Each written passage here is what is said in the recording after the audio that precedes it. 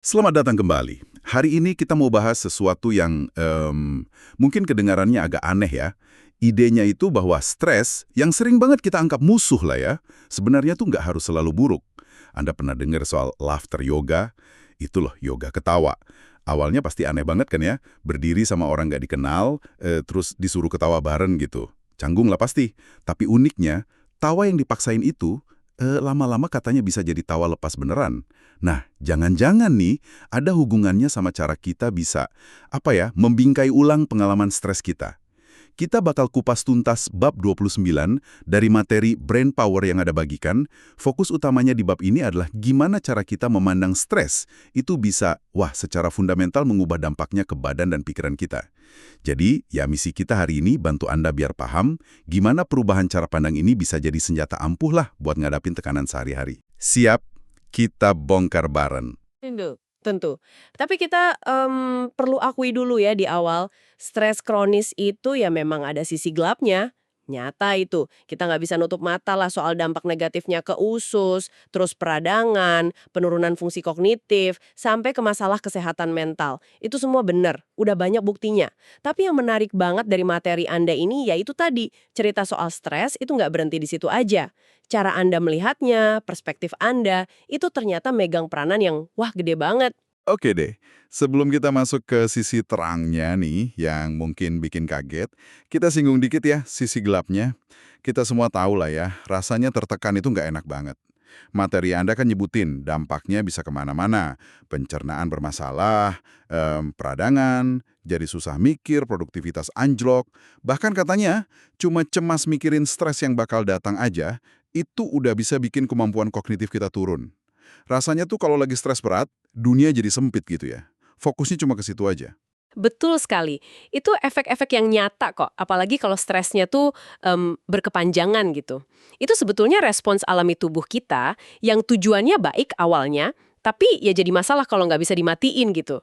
Nah, makanya untuk ngerti gimana kita bisa ubah dampaknya, kita perlu paham dikit nih, kenapa sih badan kita repot-repot bereaksi kayak gitu? Tujuannya apa coba? Nah, iya itu dia. Kenapa sih badan kita repot-repot banget gitu merespons stres? Apa tujuan biologis di baliknya? Bukannya lebih enak ya hidup adem ayem aja? Nggak usah pakai respon gitu-gituan. Sebenarnya sih, ini tuh mekanisme pertahanan warisan evolusi kita, kuno banget ini. Jadi otak kita punya detektor ancaman, namanya amigdala. Kalau dia nangkep sinyal bahaya, mau itu bahaya fisik kayak zaman dulu, atau ya tekanan kerja zaman sekarang, dia langsung kirim sinyal darurat.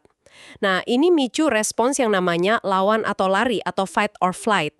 Hormon kayak adrenalin langsung keluar tuh, bikin jantung deg-degan, napas cepet, aliran darah dialihin ke otot. Tujuannya ya biar Anda super waspada, siap gerak seketika gitu. Ada juga hormon kortisol yang keluar buat mastiin ada cukup energi. Jadi intinya sih respons ini dirancang buat bantu kita bertahan hidup. Dan dalam jangka pendek malah bisa bikin fokus sama memori kita lebih tajam loh. Tapi kan kita lihat orang tuh beda-beda banget ya reaksinya sama stres. Ada yang kayaknya gampang banget panik, dikit-dikit cemas. Tapi ada juga yang kelihatannya, tenang aja gitu ngadepin masalah gede. Apa sih yang bikin beda? Kenapa ada yang lebih tahan banting gitu? Iya, bener. Ada beberapa faktor sih yang main di situ. Pengalaman hidup masa lalu, terutama pas kecil, itu memang ada pengaruhnya. Walaupun mekanismenya agak rumit ya. Tapi yang menarik nih, materi Anda nyebutin justru paparan terhadap stres yang terkelola, jadi stres yang nantang tapi masih bisa kita atasi, itu malah bisa bangun ketahanan. Mirip lah kayak otot, kan butuh latihan beban biar jadi kuat ya kan? Terus dari sisi kimia otak, ada zat menarik nih, namanya neuropeptide Y atau NPY. Ini kayak peredam stres alami lah di otak kita. Ada studi ke personel militer, hasilnya tuh pasukan khusus yang biasa kena tekanan tinggi, sistem NPY mereka cenderung lebih efisien. Makin banyak NPY yang mereka produksi pas stres, makin bagus performa mental mereka. Kayak NPY ini bantu matiin respon stres yang udah nggak perlu gitu. Meskipun ada faktor genetiknya juga, tapi ada indikasi awal kalau latihan kayak mindfulness itu loh, fokus ke saat ini tanpa ngejudge, mungkin bisa bantu tingkatkan fungsi NPY ini. Nah, selain kimia otak, cara kita nyikapin stres secara sadar juga ngaruh banget. Humor misalnya, Ada studi menarik ke pemadam kebakaran, kan kerjaannya jelas penuh tekanan tuh. Nah, mereka yang cenderung pakai humor buat ngatasin masalah, ternyata lebih jarang kena burnout atau PTSD. Bahkan ada loh pelatihan pakai basis humor gitu dan terbukti bantu ngurangin stres sama kecemasan. Uniknya lagi nih, katanya frekuensi kita ketawa kecil sehari-hari itu kayaknya lebih penting daripada sesekali ketawa ngakak gitu. Jadi ya cari-cari aja alasan kecil buat senyum atau ketawa dikit itu ada gunanya ternyata. Nah, ini ya inti persoalan yang paling bisa mengubah cara pandang kita ya. Saya baca di materi Anda, dan ini, wah kedengarannya hampir terlalu bagus buat jadi kenyataan gitu loh. Ternyata, cara kita berpikir soal stres itu sendiri yang paling nentuin dampaknya, bukan situasinya gitu. Tepat sekali, persis. Ini yang disebut pola pikir stres atau stress mindset. Anda bisa aja punya pola pikir stres itu melemahkan, nganggap stres itu racun, ngerusak, pokoknya harus dihindari sebisa mungkin, atau Anda bisa punya pola pikir stres itu meningkatkan, ngelihat stres sebagai tantangan yang bisa bangkitin energi sama potensi Anda.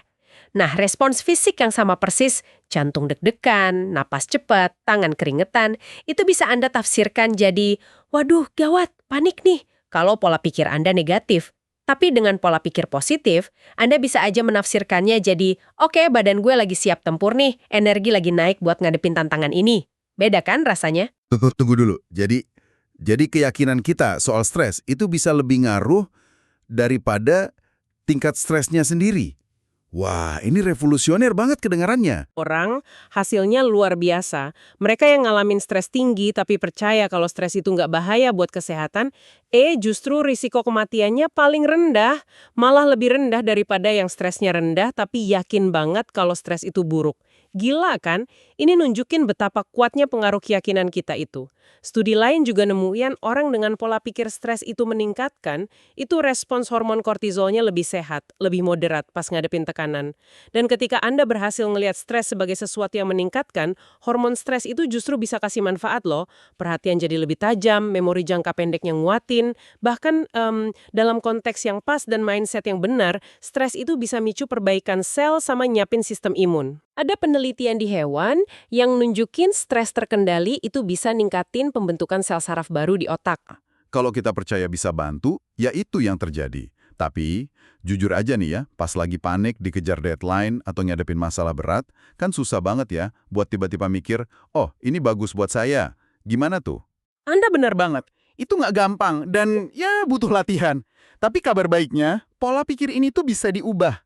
Profesor Alia Crum dari Stanford, dia banyak banget neliti soal ini. Dan dia ngebuktiin itu.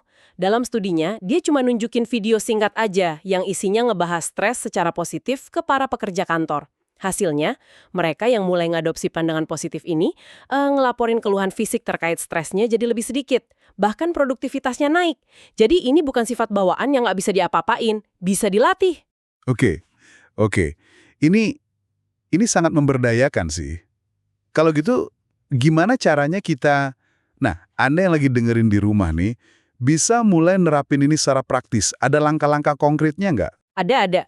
Profesor Alia Crum itu nyaranin 3 langkah sederhana buat mulai berteman sama stres. Bukan malah dilumpuhin sama stres. Langkah pertama, akui dan kenali stres Anda. Ini soal kesadaran dulu. Jangan diabaikan atau pura-pura nggak stres. Sadari aja kapan Anda ngerasa tegang, cemas, atau tertekan. Coba kasih nama. Oke, gue stres nih mikirin presentasi besok. Atau gue tegang nih gara-gara obrolan sulit tadi. Dengan nyadarin dan namain gitu, Anda narik stres dari gelap ke terang, jadi lebih nyata dan lebih bisa dihadapi. Langkah kedua, miliki stres Anda atau own your stress. Ini langkah kunci buat ngubah cerita di kepala Anda.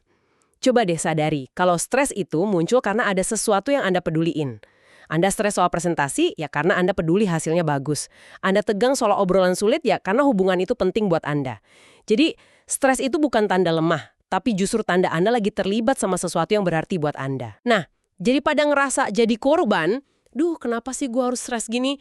Coba bilang ke diri sendiri, stres ini nunjukin gue peduli sama hal penting itu, dan pengen ngasih yang terbaik.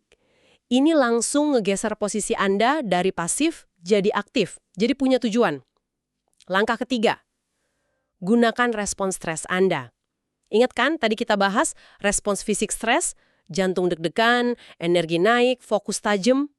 Anggap itu sebagai sumber daya, bukan ancaman. Badan Anda lagi ngasih bensin ekstra buat ngadepin tantangan. Coba secara sadar, tafsirkan sensasi fisik itu secara positif. Daripada mikir, waduh jantung deg-degan, pasti gue gugup banget nih. Coba ganti jadi, wah ini dia nih adrenalinnya, energi ekstra buat fokus. Atau ini tanda gue lagi semangat nih. Mirip kayak laughter yoga tadi. Kadang kita perlu sedikit maksa interpretasi positif ini di awal. Tapi riset nunjukin kalau membingkai ulang cemas jadi semangat, itu beneran bisa ningkatin performa loh. 3 langkah itu kedengarannya mungkin lebih gampang diucapin daripada dilakuin ya. Tapi masuk akal banget sih. Nah, selain ngubah pola pikir inti ini, materi Anda kan juga nyebutin strategi lain ya, yang lebih umum dikenal buat ngelola stres. Kayak dengerin musik, olahraga, meditasi, tidur cukup, jaga hubungan baik, sampai ngerasa dihargai di tempat kerja gitu. Betul sekali. Itu penting juga. Mengubah pola pikir itu kayak fondasi yang kuat banget ya. Tapi jangan lupain strategi-strategi pelengkap ini. Anggap aja ini kayak perawatan rutin buat sistem stres kita. Olahraga, tidur cukup, hubungan sosial yang baik, relaksasi, semua ini bantu nurunin tingkat stres dasar kita, bangun bantalan ketahanan. Dan juga mastiin kita punya cukup energi fisik sama mental pas ngadipin tekanan. Jadi ya, kombinasi antara ngubah mindset sama nerapin kebiasaan sehat ini bakal ngasih hasil paling bagus. Oke. Jadi kalau kita rangkum nih ya pembahasan kita dari bab 29 Brain Power ini, intinya tuh persepsi Anda benar-benar bisa ngebentuk realitas Anda pas lagi berhadapan sama stres. Respon stres itu sendiri sebenarnya netral lah secara biologis. Yang nentuin apakah itu bakal bikin Anda lemes atau justru ngasih kekuatan, ya pola pikir Anda, cara Anda menafsirkannya. Tepat sekali. Dan mungkin ini saat yang pas buat Anda yang lagi dengerin, buat berhenti sebentar terus ngerenung. Gimana sih sebenarnya pola pikir Anda tentang stres selama ini? Kalau Anda ngerasain tekanan jantung deg-degan, pikiran kalut, apa reaksi otomatis Anda?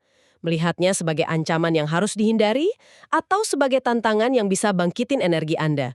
Menyadari pola pikir dominan Anda itu, langkah awal yang krusial banget. Dan sebagai penutup nih ya, satu pertanyaan buat Anda bawa pulang dan renungkan.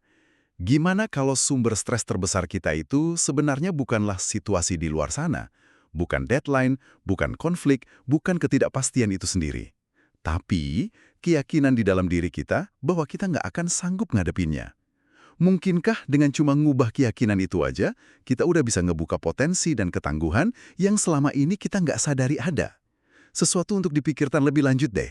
Terima kasih sudah menyimak pembahasan mendalam kita kali ini.